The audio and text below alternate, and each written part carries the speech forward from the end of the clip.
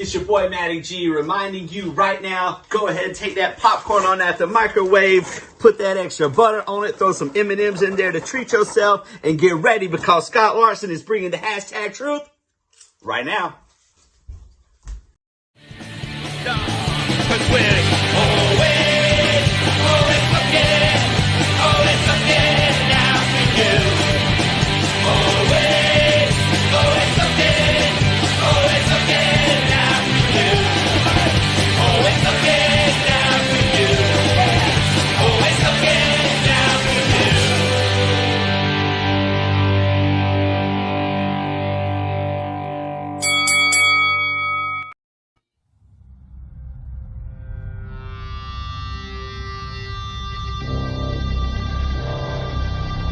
When I see you, you're gonna know that you're a man wanted dead or alive, cause that is what I'm coming after.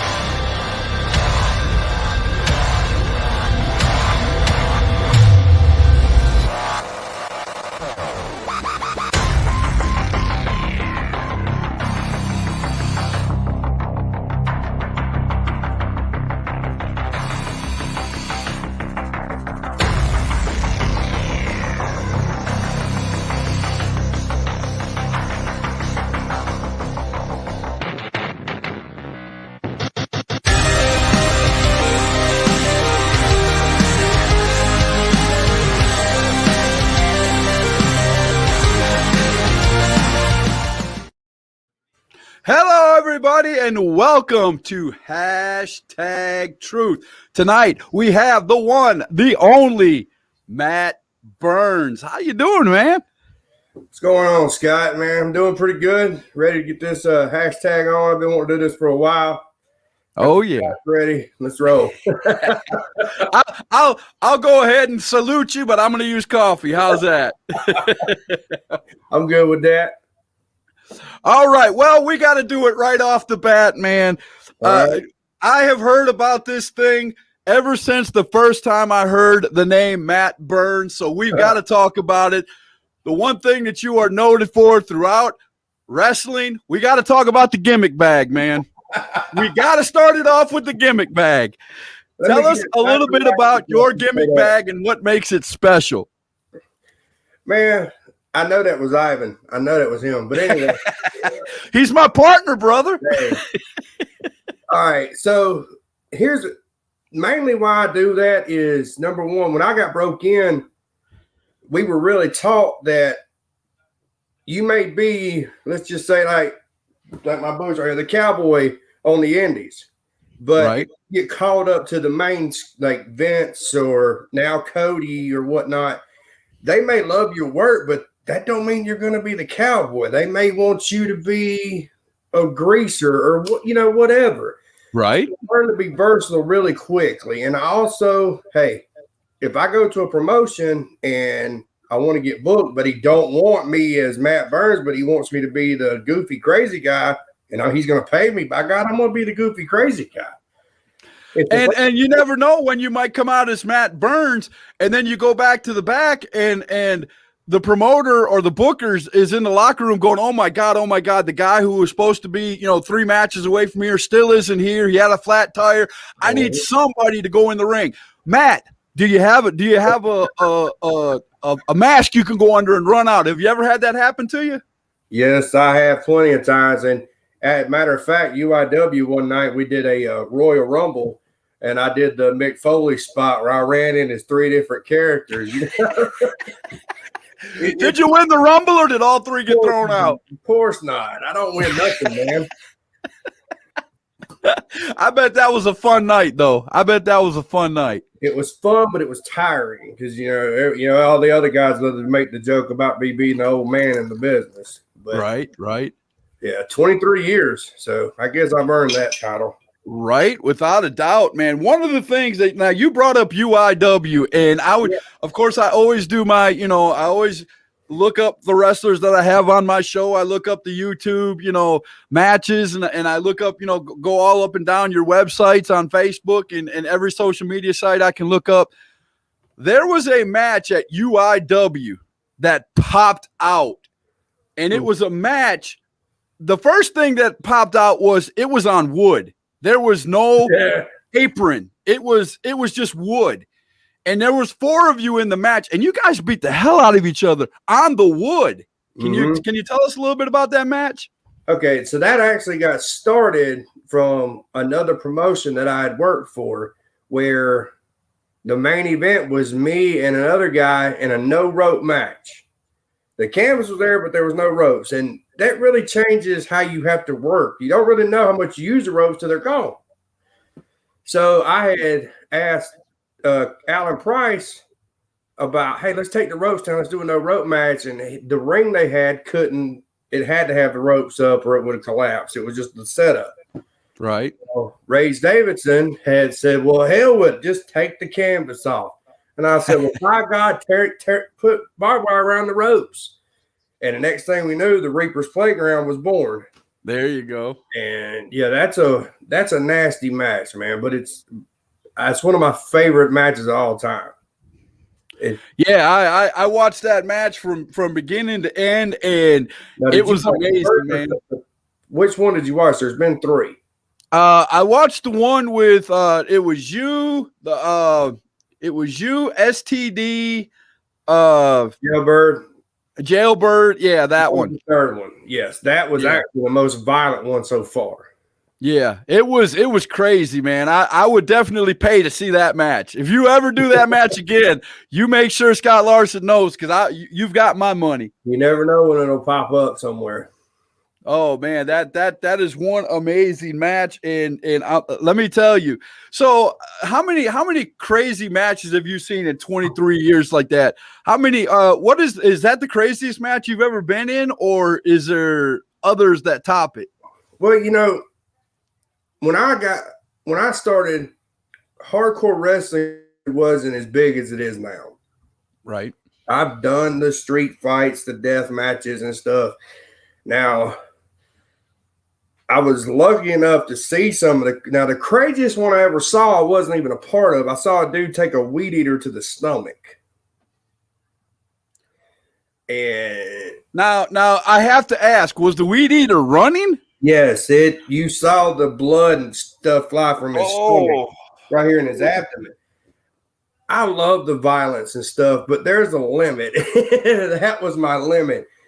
But no. But as far as really bad matches, honestly, one of my favorite hardcore matches wasn't even taped. It was me and Rage. We fought each other in Gaffney, and it was a street fight on in a skating ring. Right. And there was a lot of frustration built up from us trying to help promote the show and write the show, and the guys who were on it, they didn't want to lose, and they wanted to have the belt. So we were really frustrated by the time we're going to talk about today's wrestling. So we're going to talk about that in a minute, but go ahead and finish your story. So by the time me and Ray's got out there, we literally just said, you know what, let's just get this frustration out. Let's just beat the hell out of each other. And that's what, he knocked my shoulder out of place with a crutch. I go to the floor to tell him, hang on, my shoulder's out of place. And as I roll over to tell him, he hits me again and knocks it back into place before he knows it's hurt. Oh, man. So we just keep going. So, yeah, but I like that style of wrestling. I really do. Now you mentioned Rage Davidson, man. We're gonna have to go right into the next. I was gonna save this for the next section of the show, but you've already mentioned him. Let's talk about you and Rage Davidson and your friendship, and you guys are best of friends. But then you look all up and down YouTube, and you guys are fighting all the time. Explain that to me. Yeah, I met Rage at APW, and he was a young kid who had a lot of potential, but he was stuck in a crappy gimmick. And I talked to him, and we really became close really quickly. And then we both realized we didn't mind taking a lick or two. And we loved taming. We loved being the Terror Kings.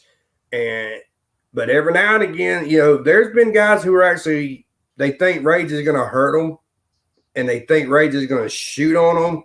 So they back out of matches. I've seen guys back out of matches. And then the next thing I know, it goes, well, we got to change the card. Burnz, you got to fight him. Well, okay, great. Now I got to get my ass kicked because this kid's afraid to fight him. I believe that. I believe that. And if you see Rage Davidson, which you will hear in a few minutes, because I'm going to play one of your recent promos that you did as the Terror Kings, and people will see what we're talking about. He comes out, with a mask. He's a big guy. He is intimidating just by looking at him. But you won't find a guy more passionate about this business than Rage Davidson. Right. Without a doubt. Business. Right. I love him to death. That's my brother. Now I saw a match. I saw a match. It was I can't remember which organization you guys were wrestling at. You have to forgive me because, like I said, you've wrestled him many times, and I watched many matches. But there was one in particular where you brought I Am Righteous to the ring as your manager, and this organization pit you up against him, and you were in the ring. You were like, bro, I'm your friend, but when it comes to that title, I'm going to knock you out. You didn't even let I Am Righteous speak. And he was sitting over the corner, like twiddling his thumbs, like, okay, I'm the manager, but you do such a great promo. It was an awesome promo. Don't get me wrong. But the manager was sitting in the corner. He was like, and trust me, he didn't put me up to this. I know he's my partner and all, but I watched that match and I'm just like, dude, you got to manage. I'm sitting there watching going, you got a manager over here, bro. Was that the fireball? Brought through the fire in his face? It might have been. It might have been. Yeah, that was just a storyline between me and Rage.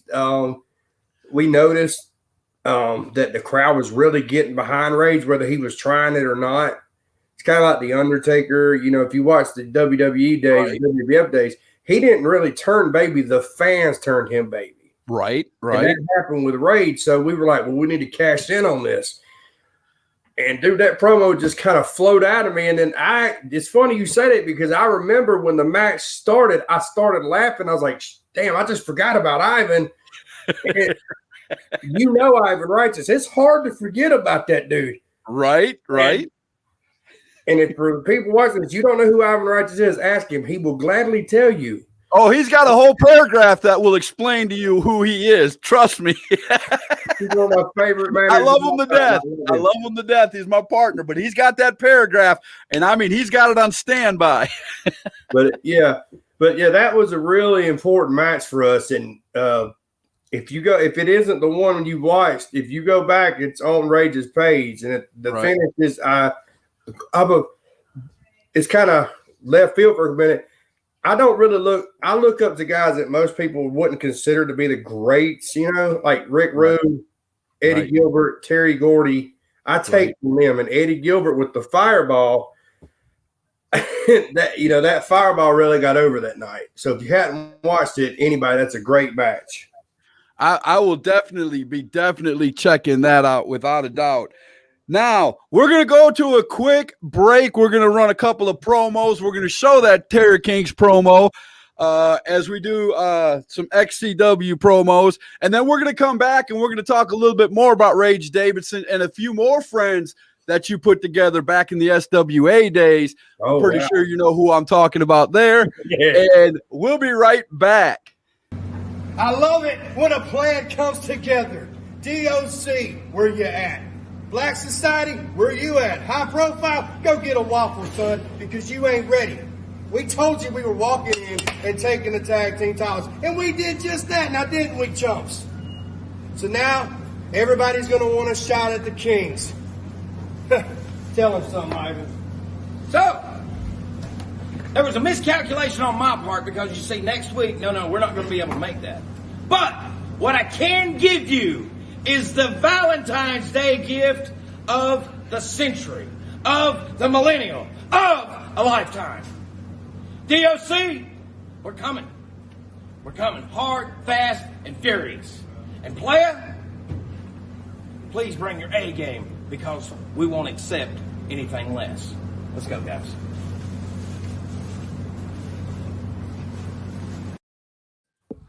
Excalibur Championship Wrestling fans, it is me, the rightful junior heavyweight champion, Mickey Fulp here. And the reason I'm calling myself the rightful junior heavyweight champion is because a few weeks ago, when me and Kay Amari stepped into the ring for the junior heavyweight championship, I was screwed. I mean, let's talk about this incompetent ref, this idiot, this fool, Mike Ramsey. That was the ref for the match. Mike Ramsey, my foot was on the rope. Even those people in Lincolnton said something to you about it. They were sitting there going, shrugging their shoulders, saying, well, what's going on, man? What the hell are you doing? Because a competent ref would see that somebody's foot was on the rope and stop the count. But you didn't. So because of you, Mike Ramsey, I'm not the junior heavyweight champion right now.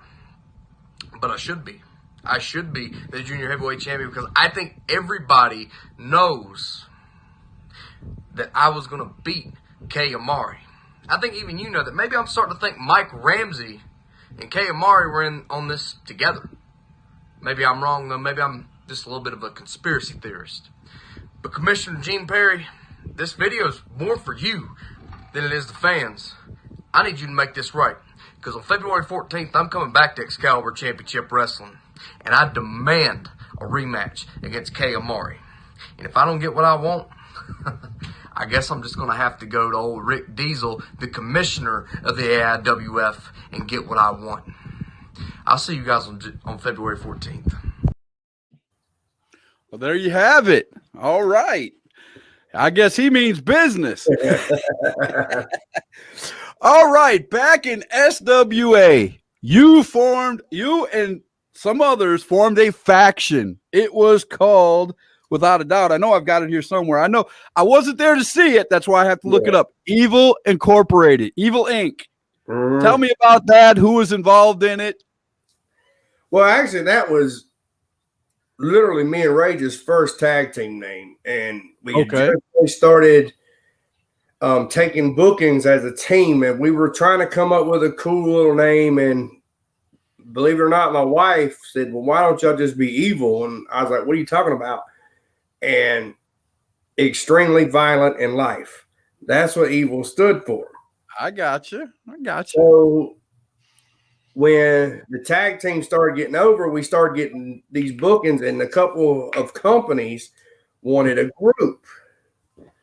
And that's when we reached out to Damien Legion, and there was a few more that came in later, but the group was me, Ray's, Damien Legion, and Father Darkness. Right. Alan Price that came in a little later. There's another cat. I don't even like to say his name because Ryan Mantis came in a little bit later, I was told. Ryan came in later, and we could talk about that kid. I love him to death. He's got so much potential, and he'll listen to you, which a lot of young cats fail miserably at. Right. And Ryan doesn't, but Ryan really understood where he was at when he got brought into our group, and he set up under a learning tree immediately. And Alan Price that came in a little later as well. The group was fun because we were different, and it was easily booked because you had these monsters who could just come in, bum roast your company, because then now you could get your baby faces in line, and we could have some great stuff. Right. It was really fun. So there was more than just Father Darkness as your manager. You guys went through a slew of managers through the years. Let me give you a short list. Father Darkness, Envy, I Am Righteous, and you had the governor for a little while. Yeah, we don't really claim that. So Father Darkness was originally the manager, and that was really, he came in with Rage. Right. And they were actually, Darkness was managing Rage before I came into the picture. And he was real easy to tie into the group. Envy is actually Damien Legion's wife. Okay.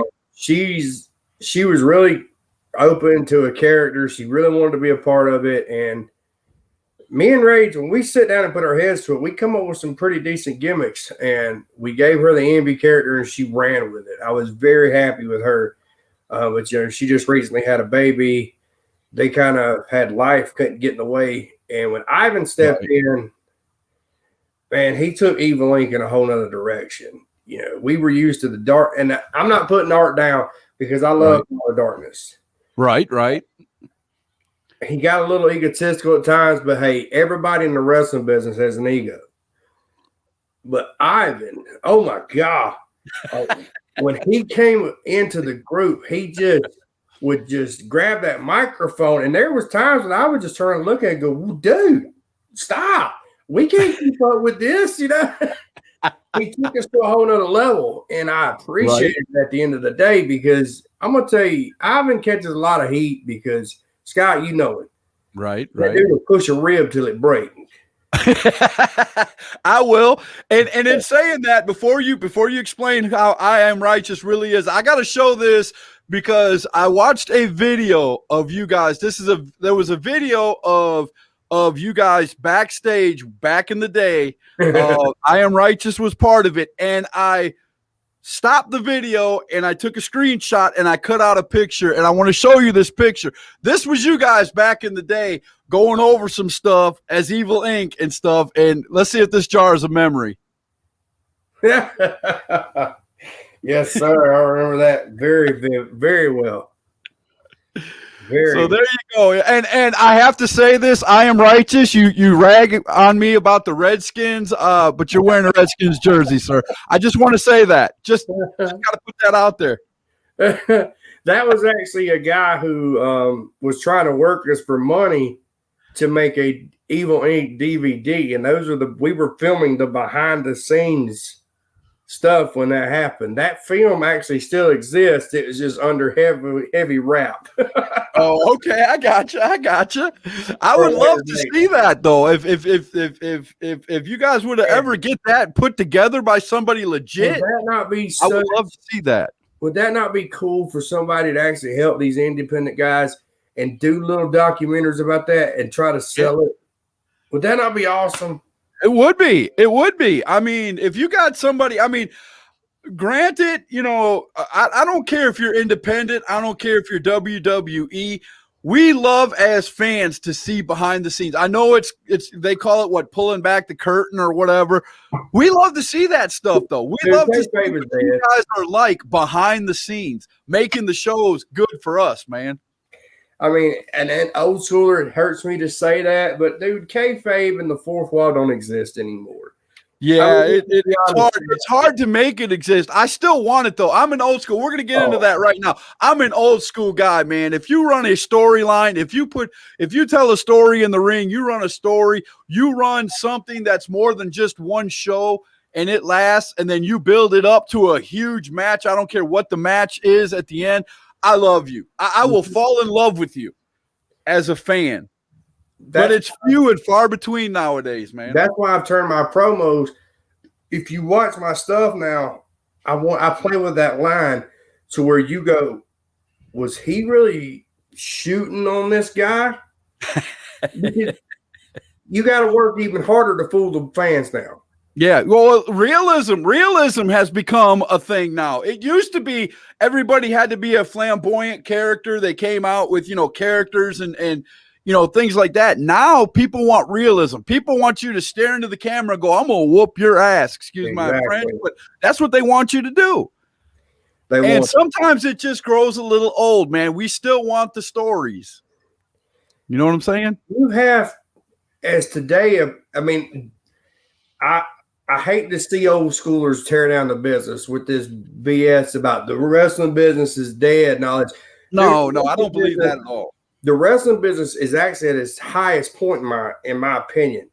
Because you could take a match and put it online and it be seen by 1,000 people like that. Yep. Fourth wall dead, kayfabe dead. You know who killed that? Wrestlers did. Cheap promoters did.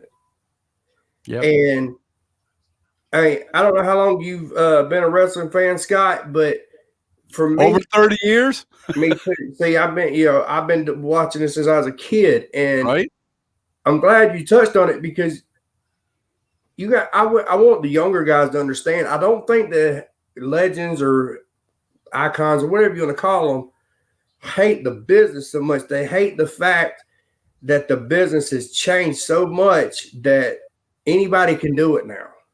Yeah. You know, when I broke in, dude, my first day of training was 8 hours. And the first 3.5, I didn't even get in the ring. I had to earn my right to get into the ring. Right. Right. And everything you got, you earned. Right. From the locker room to getting on the card to staying on the card. Right.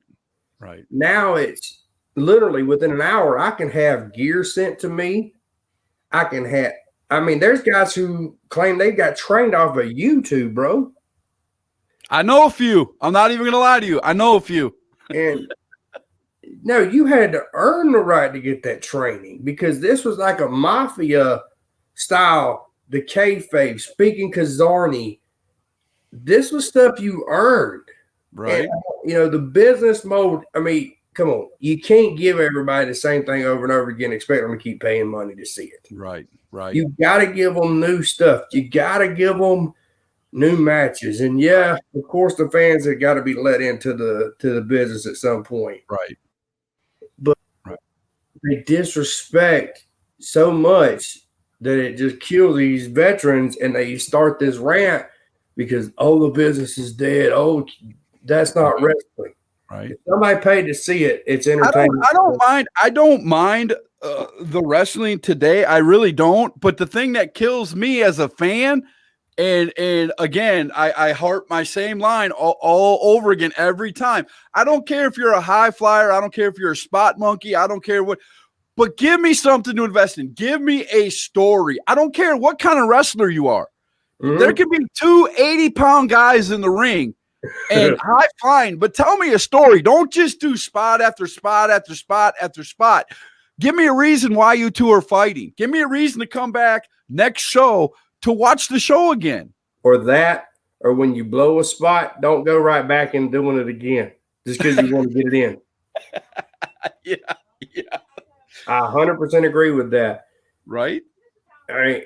You look at it from the Undertaker standpoint. I mean, I don't know if you saw the Joe Rogan podcast, but he called the business soft.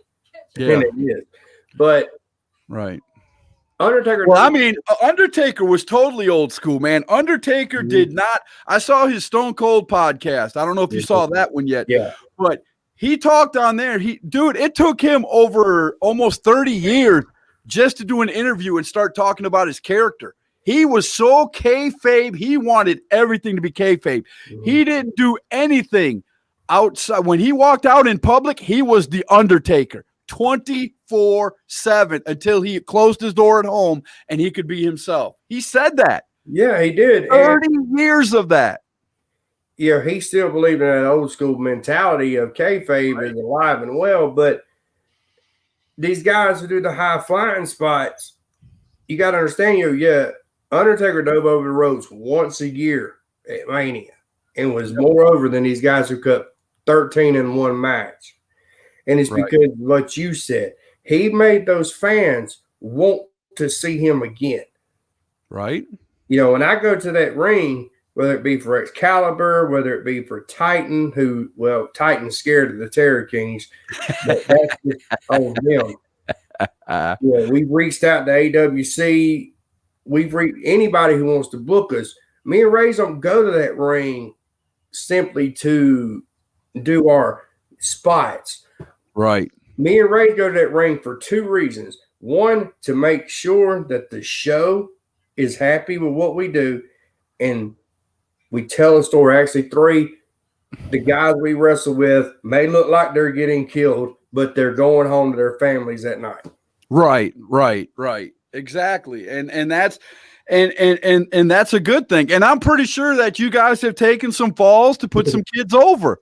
I mean, I don't ever care about winning or losing a match. And the reason it got drilled into my head was I got lucky enough in the beginning of my career to do work with guys like One Man Gang, Barbarian, George South, just to name a few. And I'll never forget being sat down in the locker room by One Man Gang, putting me over for my work, which, as a young kid, that's awesome. Right. But he said something to me that just stuck with me 20 plus years in this business. And it was, you don't have to go over to be over. That's right. That's right. You don't. There's a lot of people that there's some people in the business. Who was that guy in the WWE? He lost 200 and something matches in a row, dude. He was so over. It was funny for losing. Exactly. Yeah. It's how you present yourself. It's how you carry yourself in that ring. And you need to stand out from everybody else. If I walk in a locker room and there's 15 guys there and they all think they're Stone Cold Steve Austin, well, then I'm not going to do that too. Now I have to mention somebody when we're talking about this, and not a lot of people like him, but I don't care. I do. I love him when he comes to the ring. Tim Hunter, when he comes to the ring as his scaredy cat heel, and he puts a guy over. That guy could be 60 pounds soaking wet on the other side of the ring, and Tim Hunter will make him look like he's a 300-pound monster. It's amazing to watch this guy in the ring. I love Tim, man. He's called a bad rap for some, especially during the whole political virus. Yeah. Well, speaking of that, I have to put it out there before everybody starts saying anything. GPW starting tomorrow. They just paid me earlier. GPW is going to be a sponsor of #Truth. Just let everybody know that. Look, to everybody who hated on GPW, let me just say this. Right. Not only did Tim give you wrestling when there was not a lot of wrestling to take in. Yes. I went there a few times and I talked to Tim. A lot of those young kids, they suck. Dude, I have went to those matches and the whole card just sucked. I went out there and managed a team out there. And I had a ball, dude. I had a ball. I mean, granted, these were kids that, and they did, and that's what they were claiming too at that point. They were training kids. It was a free show. I mean, it was, during COVID, you could come out, social distance, wear a mask. It was a free show. And I came out as a manager. I had a blast, man. Yeah, exactly. And that's what I was going to say. Tim, I was there when Tim told a lot of these young kids, if you get in trouble at school or you get in trouble out here on the streets, don't come here. So he gave them a reason to keep their nose clean. Right. I don't care if you're as good as Thomas Extreme or myself, because you know what? I'll toot my own horn. You damn right I know this business. Right. But if you're as young and it's your second day in, you got to learn to be as good as some of these guys who can, you think of the greats, you think of Dusty, Flair, stuff like that. Right. But at the independent level, you got to start somewhere. You don't walk into a locker room and then next thing you know, you're the main event with the title. No, you got to learn how to be that good. Right. You gotta, what's wrong with, I mean, being an entrepreneur or, going in and sitting under a guy who's at the top of a card somewhere. Exactly. Sitting under him and learning, watching him go out. Don't even wrestle. Just sit in the locker room and watch him. And when he comes back, let him talk to you about, ask questions. Why'd you do this in the ring? Why'd you do that? I don't understand this. You could learn a ton just from that. But a lot of kids these days, and if I'm not talking about you, then don't get all upset at Scott Larson, #Truth. But there are a lot of kids out there that won't do that, dude. They're too prideful. They already think they're the best. Mommy bought me a ring in the backyard. I'm already the main attraction. You can't tell me nothing. No. And let me tell you, and I'll add on to that, to any of these young cats out there. I don't care if your first match, third match, whatever. You can still be the main event. Oh, yeah. You go out there and you make yourself stand out, and don't matter if you win or lose the match, because I got to go over, man. Screw that stuff. When you leave, if those people were talking about you, you did your job. Right. We got a few people that I've been so enthralled in the conversations we're having. I haven't even put up any of the comments. Just in case somebody gets stupid. No. Oh, there you go. Alex said, "What's up?" What's up, man? Wanda said, glad to see you haven't shaved. Michael Butler said, hello, gentlemen. So, Mike. Glory Championship Wrestling. Alex said, most of the old finishers are now used so much like Sweet Chin Music, but now it's used a lot and only gets a 2 count or a 1 count. What do you think about all these? Yeah, they're doing tons of fishing moves and people are getting up from them. Okay.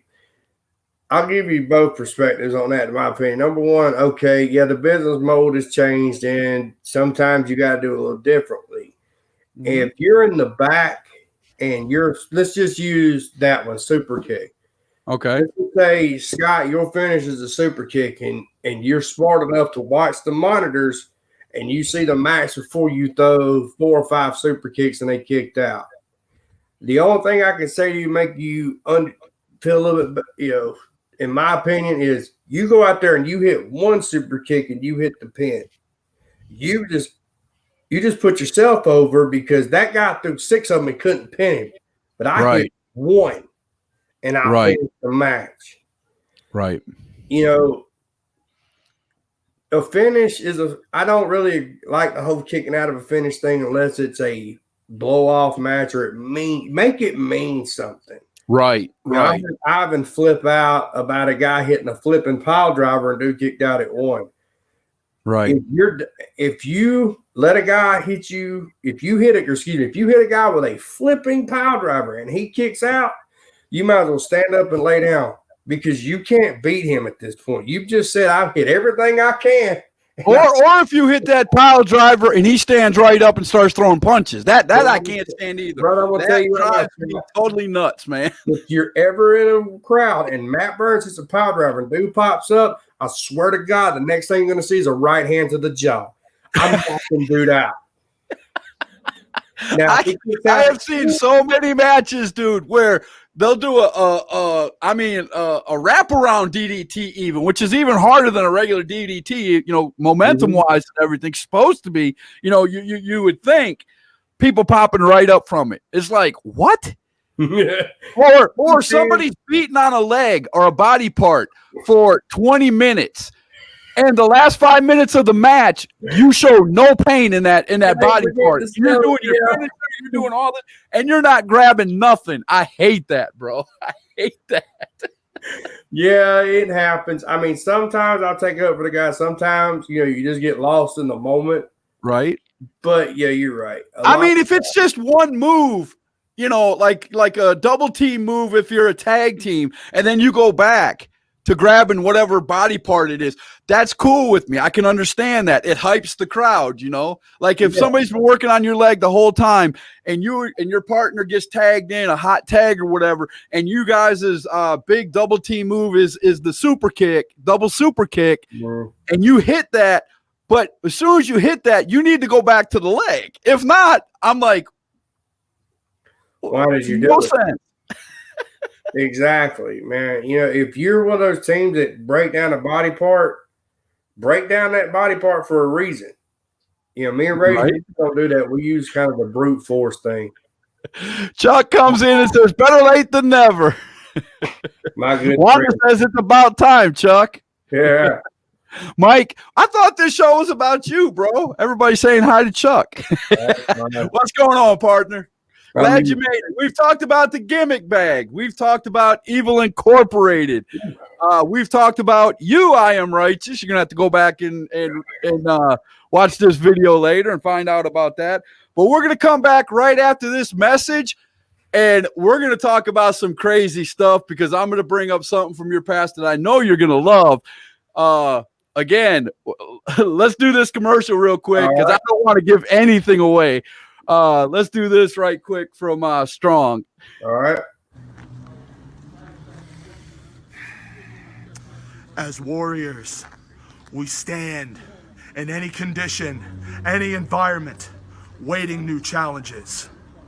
The Black Society stands in the blistering cold as the snow comes down, and we wait for new challenges anytime, anywhere. We never sleep. We never rest. Who will step up? Who will challenge the Black Society for the Strong Championship Wrestling title belts. We stand out here in the freezing, biting cold. Where are the rest of you cowards?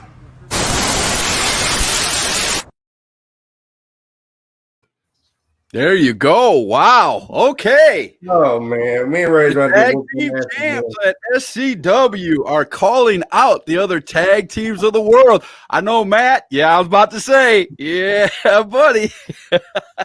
I love Ryan to death, man. He's a good kid. I've been working with him probably most of his career. He's one that turned his back on me. He is amazing. Him and his partner Lazarus Black is a great tag team. They've worked together for a long time. Sort of like you and Damian Legion. I mean, you guys are working together all the time. So yeah, Rage Davidson. I'm sorry, yeah. Rage Davidson. I work with Damian a ton too, man. Damian too. So yeah, so it's all Evil Inc. It's all Damian Evil Inc. Legion is the only man in history to stiff Ricky Morton on a tag. And live to tell about it. Yeah. Without a doubt. Without a doubt. Now, we've got to go over something because when I heard this story, I couldn't believe it. My mouth was gapped wide open. I heard, and this might, again, ring a bell. I heard that you got put under by a newspaper. A newspaper. Somebody came out and while your match was going on was passing out newspapers for people to read while you were in the ring. I sent Kirby Mack to his car trying to kill him. I'll give you the condensed version, but basically he had a legit heat with probably, in my opinion, the next big superstar from this area to get to the next level, Joshua Cutshaw. Right. And me and Josh have always clicked, and we were having a feud at a company, HVW. I think it's actually relaunching, but it was. Right now, this was the original HVW, and him and Kirby were having words, and there was legit heat there. So me and Josh were having a match that night, and Kirby starts passing out newspapers, not as a shoot towards me, but as a shoot towards Josh. But he didn't. Okay, but you were in the ring with him, though. He didn't realize that I'm just that damn crazy. So after he's got a neck brace on because he's had a neck injury, and I'm trying to break his neck again. I go to the locker room and I get held back to give him enough time to get to his car because, bro, I promise you, I probably would have snapped his neck again because he disrespected me and the business. But yeah, that was a. I have never heard of somebody coming out. I mean, I have to admit, if you want to get somebody's attention away from the ring, that's the best way to do it. But you don't do it while wrestlers are wrestling. In all honesty, now that it's over and done with, it was kind of, it was kind of interesting. But yeah, no, you don't do that with me. I honestly was chasing him to the lot as he left the parking lot. I was trying to catch his car. I probably would have smashed his face. Oh my goodness, man! I cannot imagine at all going through that, man. I couldn't imagine. If I was in that crowd and I was a fan, I would be in awe of the disrespect. I would be looking like, oh my God, dude, you are about to get beat down by two wrestlers, not just one, but both wrestlers in the ring. Josh probably would have killed him too at that point. But that goes back to the ribs of the business. The ribs ain't nothing like they are now. The ribs back in the day ain't nothing like they are now. Oh yeah. Now you have that bat sitting behind you. And I've seen promo pics of you, kissing the bat. I've made some posters with you and your partner kissing the bat and stuff like that. Tell me, what is the hardest core match? What is the biggest hardcore match you've ever been in? What is that one that when you left that, when you went to the back after that match, you was like, dang, we put it all out there? Honestly, besides the Reaper's Playground, because we've talked about that, and that's probably one of my favorites. I got booked in a match in Charlotte when I was young, and it was a death match with me and a individual who used to call himself the Ninja, but he also had another gimmick as Sam something, but he kind of looked like Sam Jackson, so I always called him that. Okay. But we went out there and we killed it, bro. I mean, it was a thumbtack death match with barbed wire around the ropes. The finish, we went through 3 tables, and I had ended up like 150 thumbtacks in my back and in the back of my skull. He was bleeding pretty profusely. After it was all said and done, he actually ended up having to go to the hospital. That night was probably one of the most brutal. Besides the Reaper's Playground, that match, that or the Myrtle Beach incident where I thought I was New Jack for a night and dove out of the second story of the Myrtle Beach Coliseum.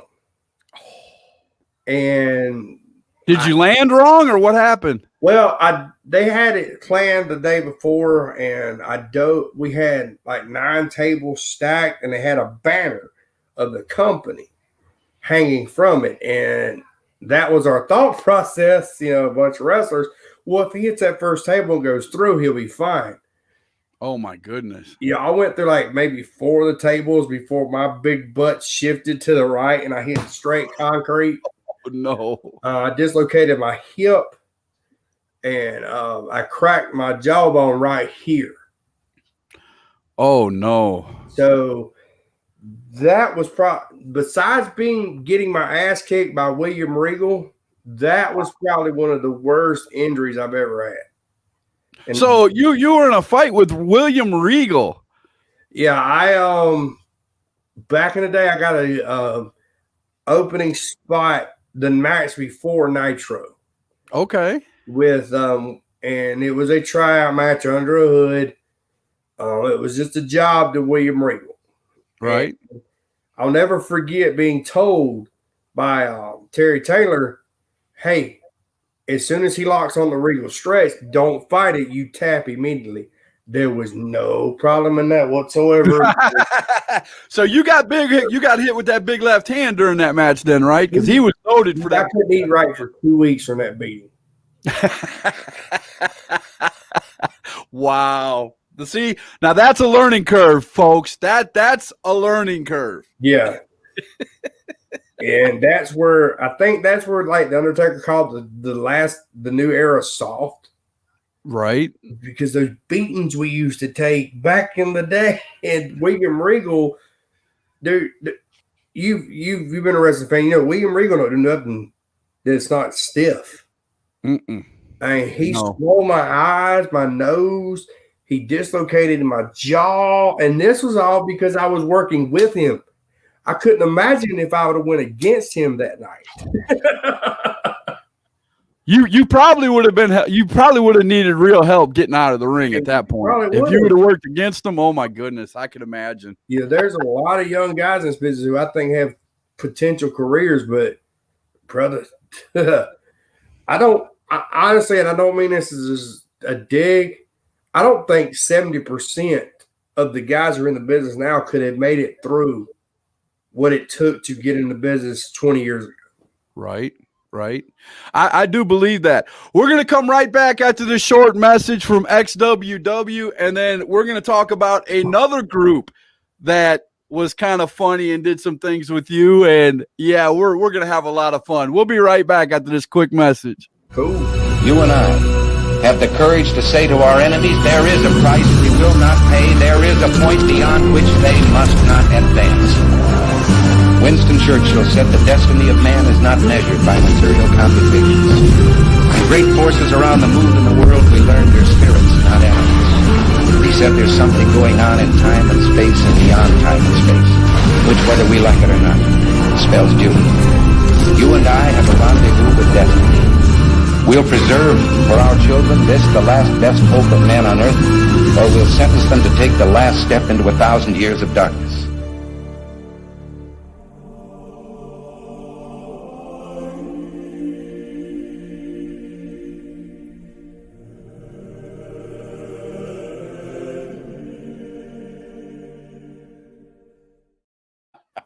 Oh my goodness! There you go. XWW going to have a good show in March. Great video. I don't know who that is, but bro, that was great. I love my sponsors, man. They come up with some really great commercials when they can, man. Chuck said, "Under a hood for William Regal." Would that be gimmick number 5,782? I was really young in my career, so that's like gimmick 12.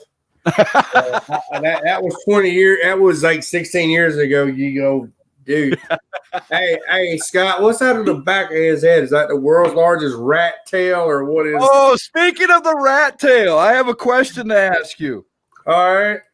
When Rage Davidson, when you guys were fighting each other, and he was your manager, when Rage Davidson pulled I Am Righteous's saliva, I'm going to give you multiple choice.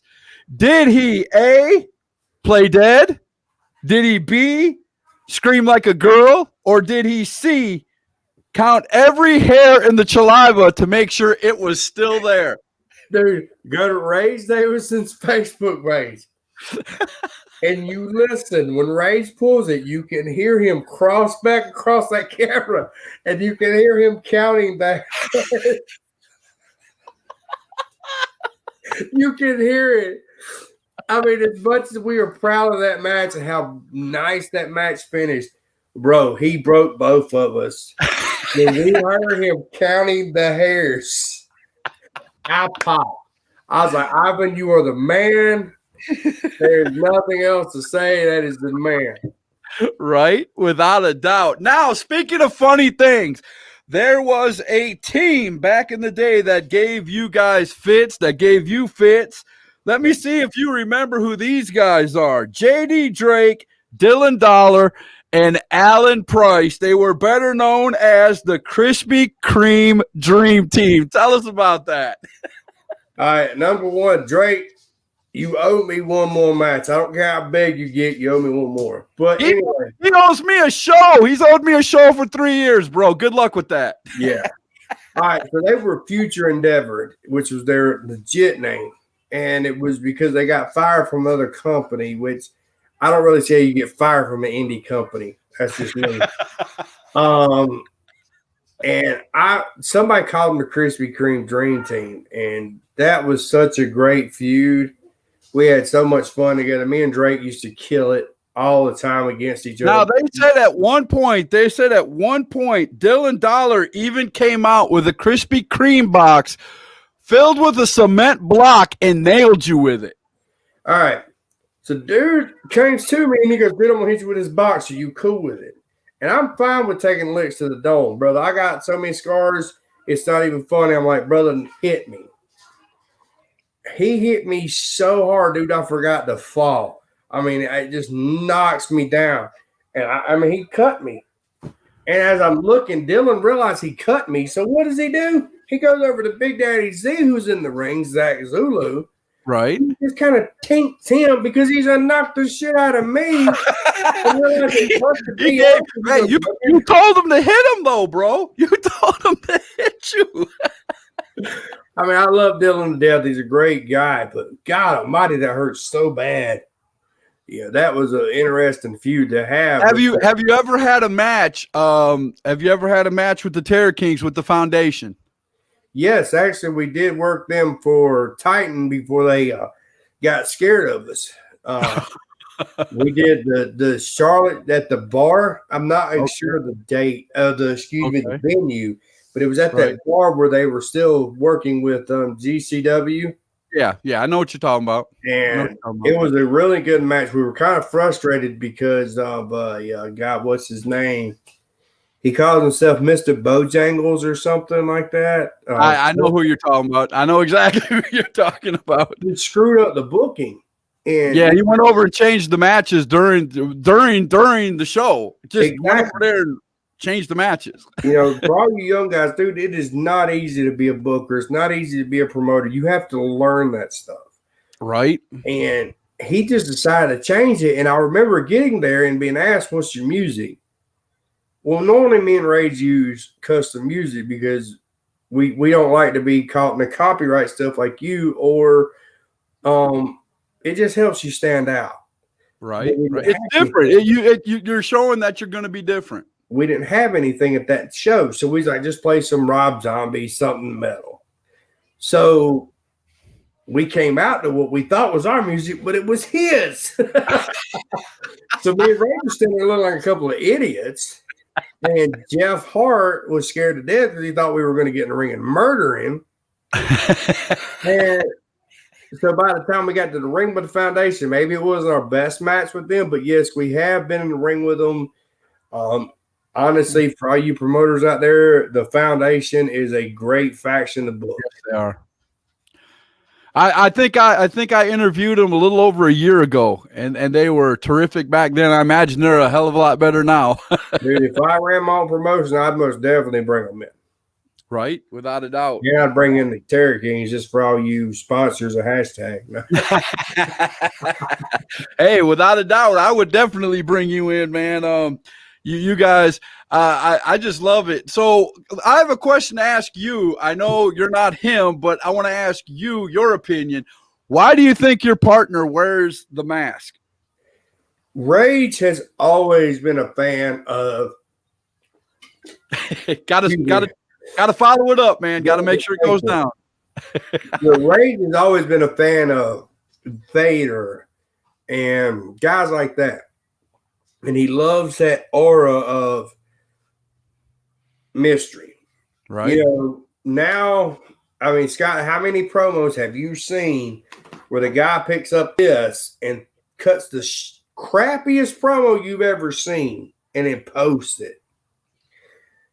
Rage doesn't like that. He likes that aura of mystery. And that's why you see him wear that mask. And, bro, if you don't know in person, you won't see him without it. Right, right. He loves that. He loves that fact. See, that's good, though. That's good. That's going back to the Undertaker thing. That's keeping kayfabe alive. You know, every time you see him come out, you know who he is when he walks out because you immediately, look at the mask. Yeah. He loves that fact that everybody wants to know what he's like. Is he really deformed under the mask? Is he a nice person? Is he a mean person? He loves that. Dude, he gets off on it. It drives him. Well, that's good, though. That's good. That keeps a story alive. Something to invest in, man. There you go. How many guys can you say that that's still a factor in 2021? Right? Without a doubt. Without a doubt. I am going to do a quick commercial right here for Titan Wrestling Southside, who has a show this Friday night. And then we're going to come back, and I'm going to bring back Name Drop. I'm going to give you 5 names from your past, and I want you to tell me what you think of those 5 names, all right? Looking forward to it. Let's do this.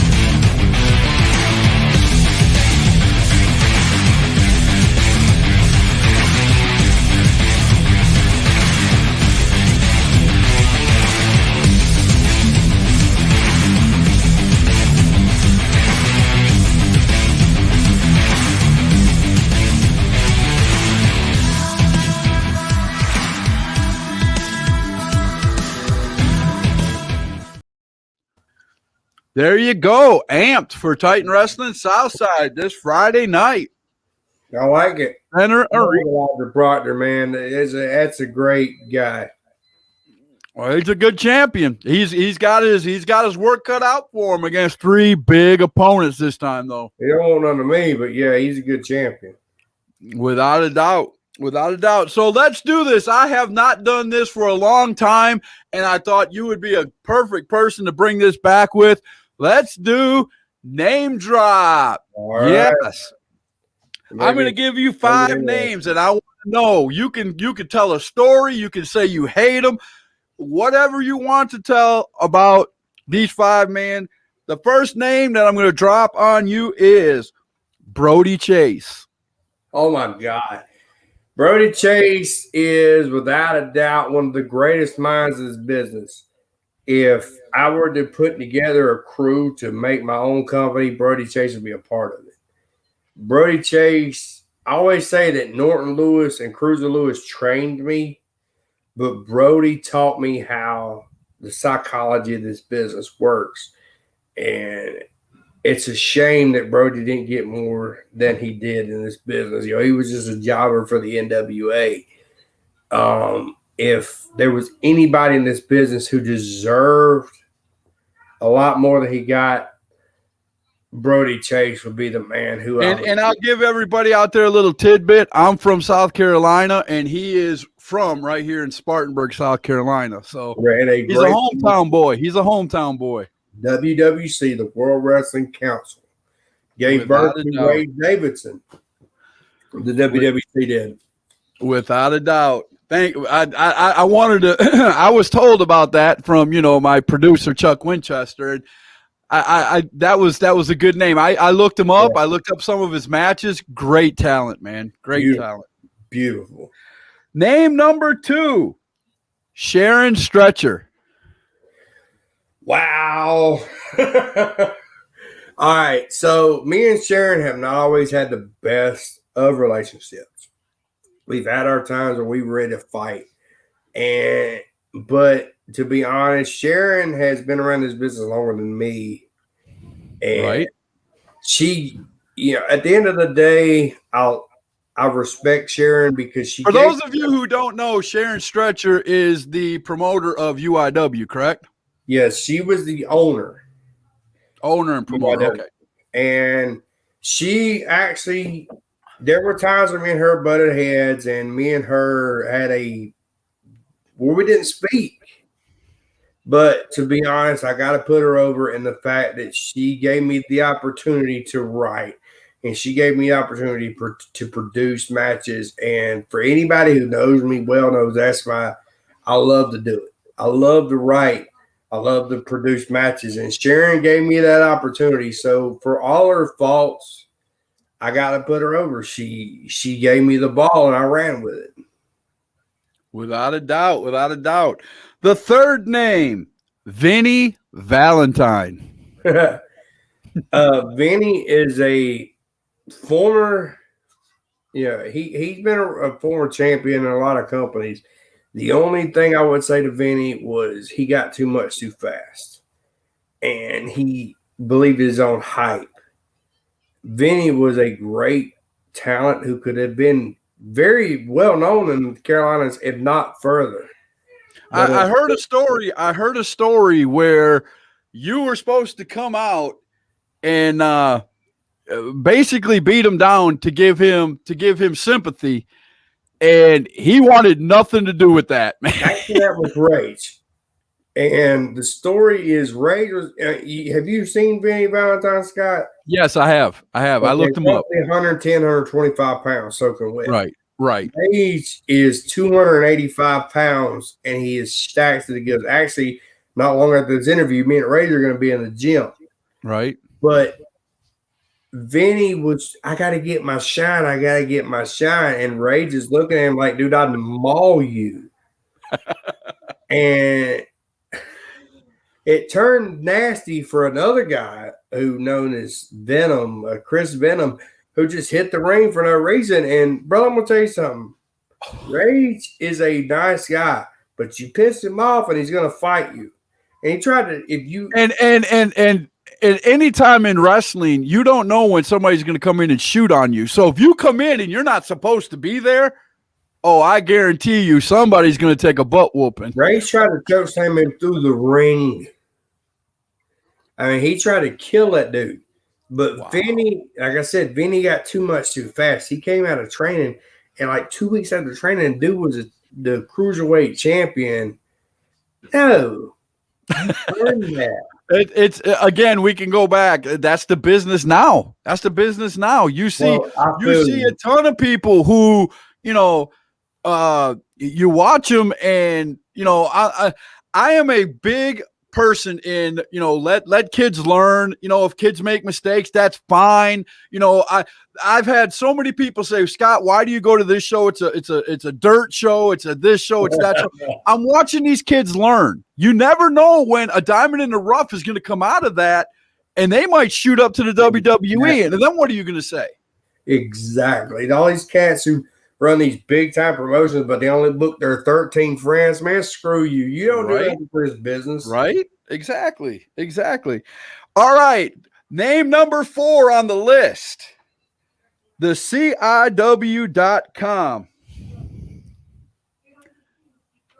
Carolina Independent Wrestling.com. Yeah, I don't know a lot about those guys, to be honest. I'm not a big guy on these awards. I've never won one. I don't care to win one because I've heard. Now you're talking about Carolina. You're talking about something totally different. This was back in the day. I think Chuck was running this at the time. Oh, you talking about his a podcast? Yeah. Okay, yeah, my bad. That was totally my fault. You good. I was thinking about something. Ivan really exposed the business at that point in time. He gave an insight to a lot of people who didn't see it. He said something when we were talking about that last match. He said, Steinborn sent me out here, choke slam me. That's what happened, and Ray tried to kill him because Ray didn't know what he was doing. But anyway, back to this is a platform that I wish was actually still around. Yeah. These guys who feel like they won an award, or how about my favorite, Scott, the PWI 500? I love the guys who think the PWI 500 means something. That don't mean nothing, dude. But I have seen, you know what? I have seen personally with my own eyes. You're talking about that, and I have to put this out there.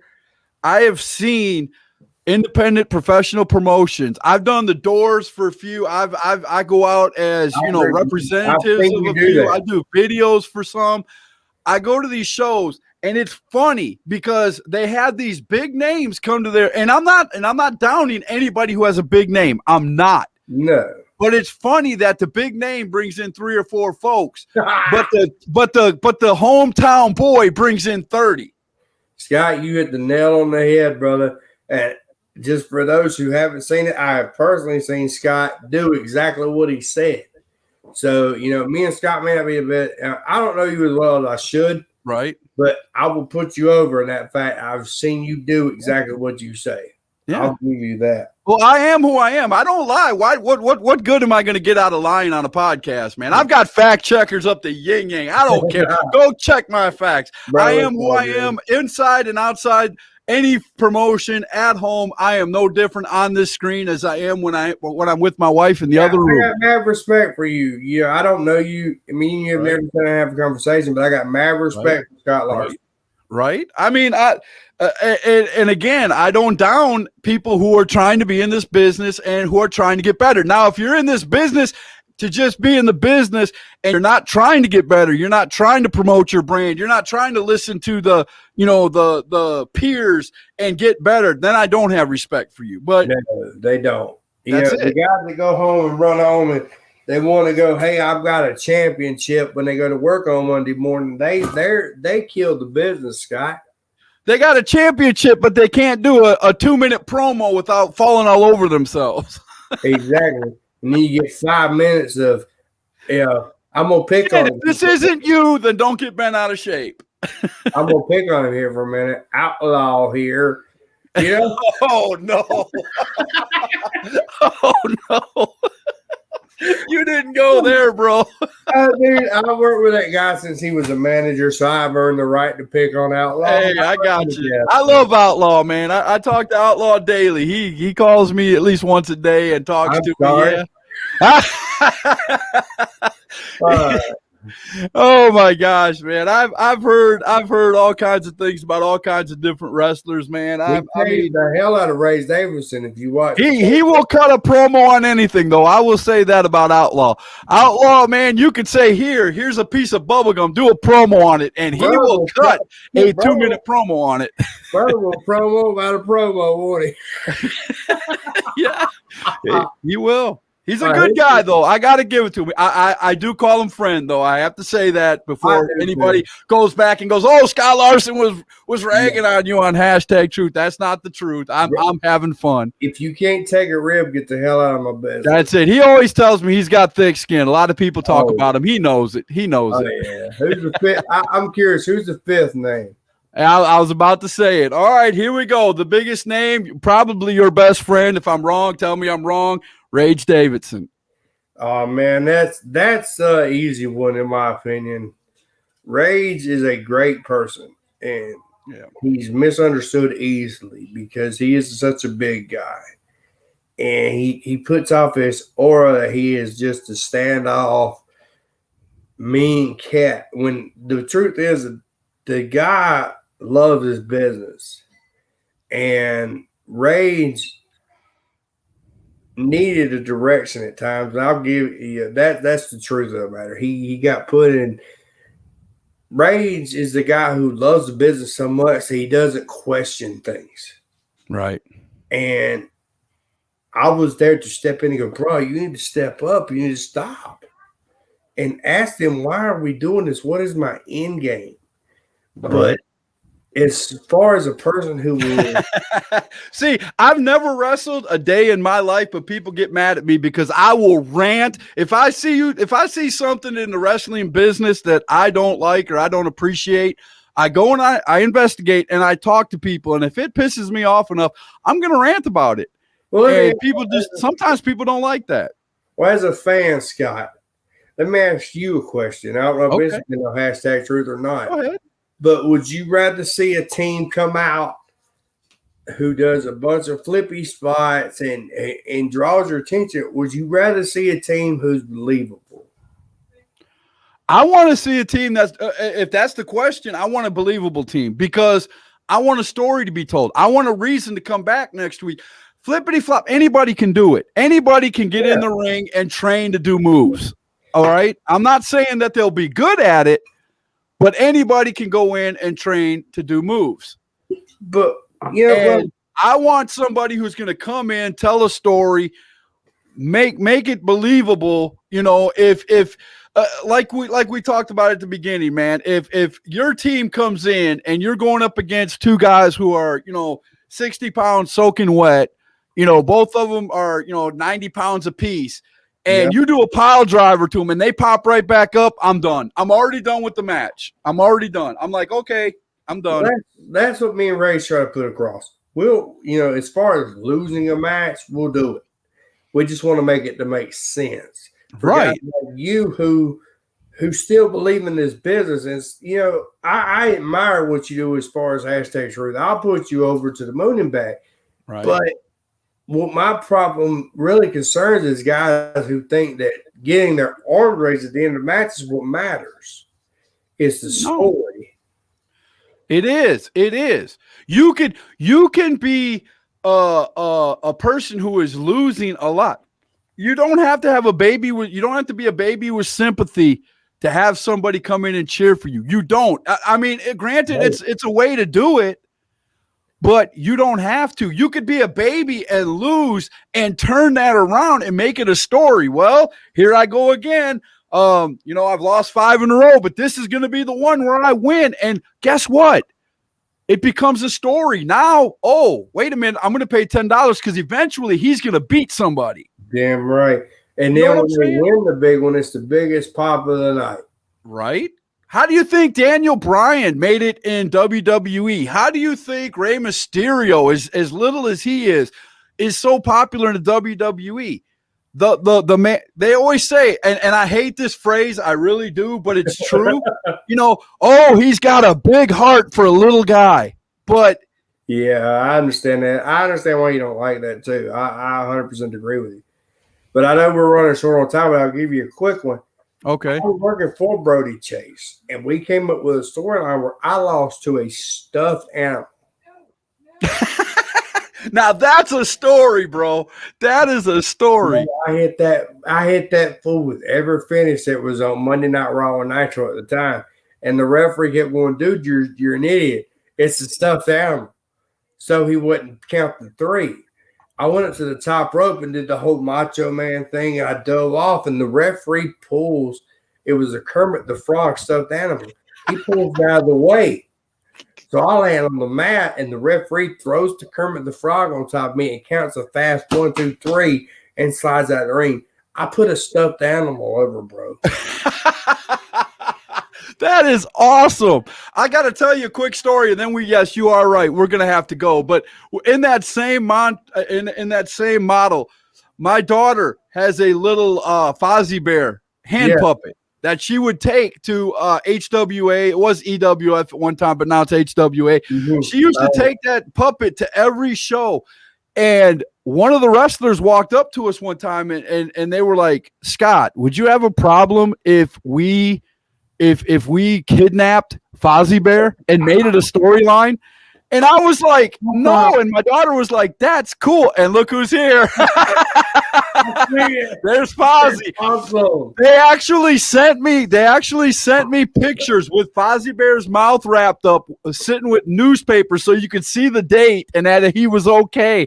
It was a big storyline. And unfortunately, COVID stopped the storyline, but it was a terrific storyline. And yeah, Fozzie Bear right here had a great story going on. So thank you. I hate COVID, man. This political disease is killing the business, man. Right. It has. And luckily for guys like you who've kept it alive. And I wanted to let the younger guys like Max Carnage and stuff get a spot before I asked to be on #Truth. That's me being a veteran who I want these guys to get this spot. Right. And Max, you turned your back on me, but I still love you. But Scott, I even saw a match on YouTube where you and Max went at it. Yeah, that was actually it was a female that my wife worked for who was having trouble raising money for her child who was born deaf to get the implants put in. Yes.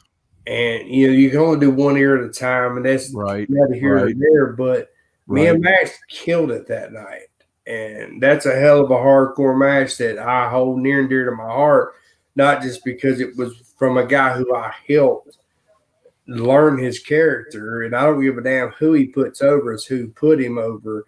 Right, Max, you know damn well I helped you. I love Max. I love Max. It hurt me that he turned his back on me. Oh, no. STD thing. And that's another time. But I got you. Yeah, that STD thing, if anybody wants to know, I'm not going to down the guy. There's been enough of it. But there's certain type people or certain things in the wrestling business that we will not stand, period. And you've got to put me on here, Scott, because I want to say this publicly. When we found out, we didn't. I'm in law enforcement. Believe it or not, I'm in law enforcement. I love you too, Max. I'm in law enforcement, and I have seen so many guys' lives crushed by that one little quote, whether it's true or not. Right. So when he came to me about it, I said, dude, let me find out the truth. Then I'll make my decision. Right. And that's where a lot of the cold cases that they'll hold. And by the way, dude, if you're listening, screw you. You're the only guy in this business I can't stand. But I don't want to hurt nobody's feelings. And I don't want to make a decision that's not fair. Right. If I said about you, you would want it to be the truth to come out, correct? Right. Without a doubt. That's why we did what we did as a UIW. It wasn't a whole, he said it and I don't care about it. No, it was I actually stepped up and said, look, he needs you got to do an investigation. If you're an organization. You got to do an investigation no matter what is said. You can't just take somebody's word for it, not nowadays. Because you never know. There might be another side of the story that you don't know. That's what we did in the Night of the Reaper that he was able to perform. Because we called in a couple of state officials and a judge to be there. Right. But I meant, as far as him doing what he did. I don't support that, and neither did UIW. I want that known. Right. You covered it, Scott, and I commend you for that, Scott. Right. Because we want that stuff to be out of the business. But I miss the fact that this business used to be about brotherly love. Right. You can't say brother and then out of the other end of your mouth not do an investigation if somebody says something about you. You can't. Now I do agree with that.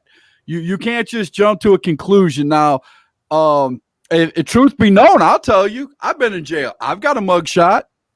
Not a lot of people know that. I missed a court date. I missed a court date for child support, and I went to jail for 3 days. I want to know what you did. I've got one out there. Is people going to put my mugshot up and say, "Oh my God, he don't do this, he don't do that"? That's all I want to do was find out the truth. That's all I wanted to do. And that's all we ever wanted to do. But as a business as a whole, it happens. I just wanted the truth to find out before we kicked him out. Right. Now, if it is happening, if it is true, you take the proper steps. Gone. Because I got kids, bro. I would never do that to my kids. Right. Exactly. Your kids or anybody's kids out there. Right. Exactly. That and I think that's why people just jumped right away. And I've seen it happen time and time again. They see that and they just want to jump because they're protecting the kids. And I get that. I do. Yeah. But like you said, what if the tables were turned and somebody put a picture of you out there and put something underneath and start spreading stuff? Scott, I work for I'm not going to put their name out there, but I worked for a jail for quite a few years before I stepped into the sled. Right. Things. Right. And there was a man who sat in jail for 2.5 years. 2.5 years of his life because his stepdaughter got mad at him because she couldn't go to a party. And told a story on him and got him put in jail. She said that he touched her inappropriately. He spent 2.5 years of his life before he got freed of all charges. And even after it was all gone, he still got to live with that. Right. That's all I'm saying to all these people who jump on that gun. At least sit down and talk to the person before you make that decision. Yeah, do an investigation yourself. Google. Everybody talks about Google, man. Google, look it up. Trust me, if people put it out on Facebook, you're going to see the picture and you're going to see the website up there. Go look for yourself. Go form your own conclusion. And just get back to wrestling, Max Carmen. Right. I want at least one more with you. There you go. Without a doubt. All right, man. Matt, what do you want me to do? Who would you like to see either Matt Burnz or Terror Kings go against? Me? Yeah, you. You're asking me who I want to see the Terror Kings go against. I mean, not Titan because they're scared of us, them old chumps. What about Excalibur? I'll tell you what. I don't care if Excalibur books the match. I don't care if Titan books the match. I don't care if AWC books the match. This is what I want to see. Okay. I want to see the Terror Kings versus the New Age Villains. That would be a match. That was actually booked a few times back, but it just didn't happen. That's what I want to see. I want to see you two go up against Nathan Cross and Ryan Riley. I think that would be a match to watch. Spoiler alert, we'll kill them. Hey, I'm going to be honest with you. At that point, I'll be sitting on my hands and I will be watching intently because I like both teams. So I won't have a dog in the hunt, man. I don't know if anybody's done this or not. And because I haven't watched every single one of your podcasts, I'm going to be honest with you. But, Scott, I actually want to commend you for what you do for the business. Thank you, man. I appreciate it. And, you give us a platform that a lot of the guys don't understand how great it is. And I thank you for giving us a platform, especially during this COVID thing, brother. I applaud you, and I appreciate you. Man, I appreciate that. And I do work hard every day. I spent 5.5 hours this morning working on my website and some of the things that I mean, people don't know what I do behind the scenes to do all this. I watch and people think I'm kidding. I literally watch 8 hours of wrestling a day. People are like, man, you ain't sick of wrestling yet? Dude, I love wrestling so much. I could watch it 24/7, but you know, I want to see all these, whether you're green, whether you're in, somebody needs to put this independent wrestling in our area and everywhere else to the forefront. There's other places out there to go watch great wrestling other than WWE and AEW. Thank you. And you know, that's why I want to put you over for a minute, because you do so much for the independent scene. And you're Excalibur, Titan, AWC, XWW, Glorious, Strong, Tar Heel, TCW, they're all there. You know, GPW will be added to that tomorrow. TCW, I mean, it's growing. You want a real team, you kicked up the Terror Kings, man. But as far as putting yourself over, hit this guy up right here, Scott Larson, man. Scott, I'll gladly put you over. Thank you, brother. I really appreciate that. Now, before we go, Matt Burnz, tell everybody where they can find you, the Terror Kings, and everybody else on social media, and then we're going to say goodnight to everybody. You know, as far as, you know, we're working on a Facebook page for the Kings right now. We don't want to launch it without it being properly. Right. You know, we don't want it to be half done. Right. Matt Burnz is a Facebook page you can hit me up on by shoot name. Travis Thompson, Rage Davidson's Facebook page. You can hit us up on that. My Instagram is Matt Burnz. We'll be glad to work with any company out there. You want a real team who doesn't care about the BS of business, is making the show look good, hit us up. There you go. You know, now I've got one more quick question before we go, man. No doubt. The Z at the end of your name, why isn't it an S? The Z at the end of my name. Yeah, I'm gonna give you the quick version of the story. My name was given to me as a joke. Okay. And I'll call him out, Jay Eagle. Okay. Yeah, he gave me the name Matt Burnz because if you hit the Matt with an elbow page, you get a burn on you scrape your elbow. And I decided, instead of letting it be a joke, I'm gonna turn it into something real. There you go. And the Z was due to the fact I copyrighted that name. I actually own the rights to that name. Nice. And it was an individual who decided he was going to be Matt Burnz with the Z. And no, it ain't happening. He actually had to change his name to M Burnz with an S, because I own Matt Burnz with a Z. Because, guys, you know, I'm going to tell you this. No matter your gimmick, make it your own. Make it real. Right. Right. Without a doubt. Well, Matt, I appreciate you coming on #Truth, brother. We're going to have to, down the road, 6 months, a year from now, we're going to have to get you and maybe even your partner on here and talk it up. Without a doubt, man. So I'm going to end it like this. Matt Burnz, one half of one of the greatest tag teams in independent wrestling today, the Terror Kings. Go out, check them out. They're always ready for a hardcore fight, and that is the #Truth. We'll see you guys tomorrow night.